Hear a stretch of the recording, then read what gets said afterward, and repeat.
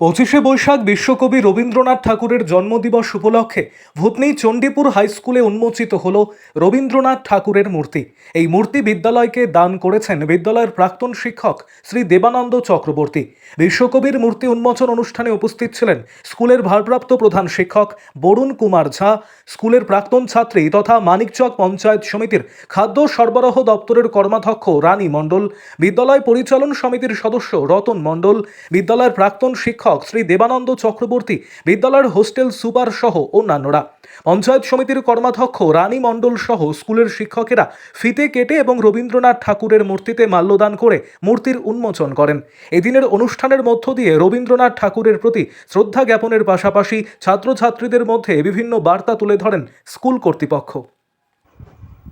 আরও আপডেট থাকতে আমাদের ভিডিও শেয়ার ও ফেসবুক পেজটিকে লাইক করে ফলো করে দিন। নমস্কার। আজ 25শে বৈশাখ কবিগুরুর জন্মদিন। আজ এই কবিগুরুর জন্মদিন উপলক্ষে আমাদের বিদ্যালয়ের অবসরপ্রাপ্ত শিক্ষক সম্মানীয় দেবানন্দ চক্রবর্তী স্যার আমাদের বিদ্যালয়ে কবিগুরুর এই মূর্তিটি প্রদান করলেন। আমরা কবিগুরুর জন্মদিন উপলক্ষে আজকে তাকে শ্রদ্ধা প্রদর্শন করছি। আজকে আমাদের সঙ্গে পেয়ে গেছি আমাদের সম্মানীয় আমাদের ছাত্রী মাননীয়া রানী মণ্ডল, কর্মাধ্যক্ষ খাদ্য সরবরাহ দপ্তর।